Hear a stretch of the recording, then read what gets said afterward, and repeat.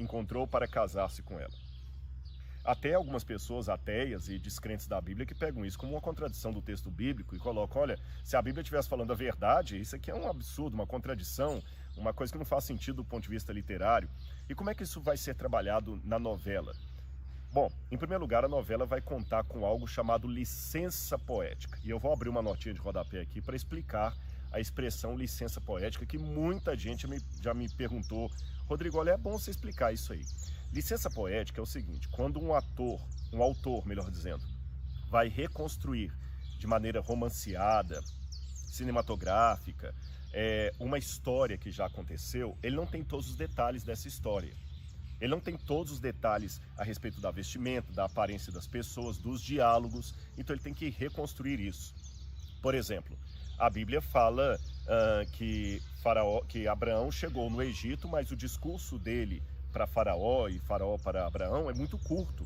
Então você, para poder dar enredo, você tem que criar novos discursos que não estão ali. Isso é a chamada licença poética. Você também tem que colocar outros personagens que não estão mencionados no texto para dar sequência, para dar liga. Isso é normal, não é violar uma obra histórica, muito menos a palavra de Deus. É apenas para dar liga. A segunda forma que você tem de criar uma licença poética é quando você tem um silêncio do texto a respeito de determinada coisa, como acontece aqui com relação a Caim. Só mostra Caim já encontrando uma mulher, então você tem que criar um argumento cinematográfico, teatral, na narrativa, para você encaixar uma atriz que faça o papel da esposa de Caim. A licença poética ainda tem um outro desdobramento. Às vezes, nós temos a história pela história, ela é muito fria e ela está muito distante culturalmente de nós. Por exemplo, Abraão, quando teve o seu primeiro filho, ele era muito, muito idoso. Se você colocar Abraão, melhor dizendo, Abraão e Sara como dois velhinhos mesmo, fica uma coisa meio sem sentido. Às vezes tem que colocar um Abraão um pouco mais jovial. Não é uma mentira. Fique claro que não é uma mentira. É uma forma de adaptar a história para os dias atuais. Por exemplo, suponhamos que num caso de amor no Oriente Médio, jamais um homem andaria de mãos dadas com uma mulher na rua. Mas se eu não criar numa novela uma cena do casal andando de mãos dadas, o telespectador não vai entender que é um casal. Então, às vezes, você acaba colocando um gesto que não é típico da época. Perceberam? Porém, foi procurado dirimir a novela de qualquer tipo de anacronismo, de qualquer coisa que fosse artificial. Então, evitando-se gestos, usos e costumes que não fossem próprios da época. Cada detalhe foi estudado. Bom, isto colocado, vamos à mulher de Caim. Será que realmente é um erro bíblico? Será que o autor do Gênesis, Moisés, estava escrevendo ali, escorregou e colocou uma mulher ali, não percebendo que isso era uma contradição com a história dele? Não. Muita gente se esquece ou não presta atenção numa passagem da Bíblia que está em Gênesis, capítulo 5, versículo 4, que ao falar da descendência de Adão, depois que ele teve um filho chamado Sete, o verso 4 diz isso. Depois que gerou esse filho, Sete, Adão viveu 800 anos e teve filhos e filhas.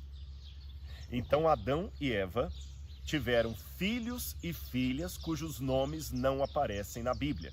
E convenhamos, 800 anos, 8 séculos de história, dá tempo de gerar muita criança, dezenas e dezenas delas.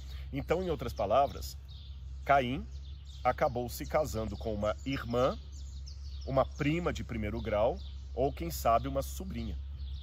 Então isso não é uma contradição bíblica. Havia outras pessoas ali com quem Caim pudesse se casar. É porque a gente imagina a história Caim matando Abel, só estavam os dois ali, Adão e Eva e mais ninguém. Mas a Bíblia abre a possibilidade de, nesse meio tempo, lembra, eles viviam centenas de anos, nesse meio tempo em que ele mata o irmão, Adão já podia ter tido outros filhos com Eva, ou ainda, mais do que isso, nesse meio tempo que ele mata o irmão, entre ele matar o irmão e encontrar uma mulher para se casar, podem ter se passado centenas de anos, dezenas de anos ou anos a fim, e isso não é contemplado diretamente no texto, porque a Bíblia resume em 2 versículos, quem sabe 50 anos de história. Percebeu? Eu sei que agora a dúvida de cada um que está me ouvindo fica um pouco diferente. Quer dizer que Deus permitiu o incesto? Bom, Nas leis mosaicas, o incesto vai ser algo proibido por Deus. E de fato, se você conversar com alguém da área biológica, casamentos consanguíneos, irmão com irmã, primo de primeiro grau, são casamentos altamente complicados do ponto de vista biológico. Então, eu posso deduzir, é apenas uma dedução, não posso bater o martelo nisso.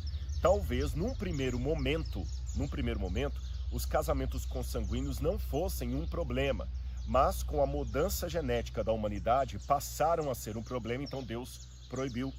Haja vista que Abraão era casado com Sara e Sara era meio-irmã de Abraão. Ela era meio-irmã de Abraão. E em momento algum a Bíblia fala que o casamento de Abraão com Sara era um casamento que Deus não aprovava. Percebeu? Mas isso, é claro, é uma hipótese. A Bíblia não diz necessariamente por que Deus permitiria um casamento incestuoso na época ali no início da humanidade e proibiu depois. Eu sei que Deus tem as suas razões, nós podemos conjecturar com algumas hipóteses, mas amarradas no texto bíblico. Entendeu? Onde veio então a irmã de Caim? Aí eu resolvo o primeiro problema. Como é que isso vai ser tratado na novela? Você tem que aguardar e assistir. Mas lembra aquela sugestão que eu lhe faço. Sempre acompanhe a novela com a Bíblia. Procure ver assim, escuta, esse personagem está, não está? O que eles acrescentaram aqui ou não?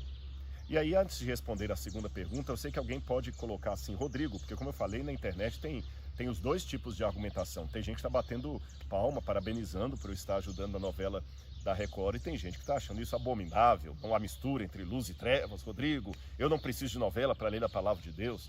Deixa eu explicar para você uma coisa muito rápido para você entender. As pessoas mudaram os modos de compreensão delas. E muitas pessoas, especialmente da geração Y, da geração G, dessa geração atual, os millennials, eles têm modos de raciocínio e compreensão diferentes dos mais antigos. Eu vou dar um exemplo para vocês. Vou confessar aqui de primeira mão na internet que eu detesto, de certa forma, não sei se essa é a palavra mais correta para utilizar, ser um youtuber. Eu não me sinto youtuber. Não fui preparado para ser um youtuber. Não fiz faculdade disso. Eu não tenho paciência com tecnologia. Mas por que eu continuo fazendo vídeos toda semana e colocando aí no meu canal? Por uma questão muito simples. Em primeiro lugar, porque Deus abençoou que o canal está chegando a quase 900 mil inscritos, sem a gente fazer nenhum esforço de marketing para isso. E em segundo lugar, porque eu senti que pode ser uma forma de Deus atingir pessoas com um vídeo do YouTube que não seriam atingidos por outra forma. Quem está me assistindo que tem menos de 16 anos, ou que tem filhos com menos de 16 anos, sabe o que eu estou dizendo.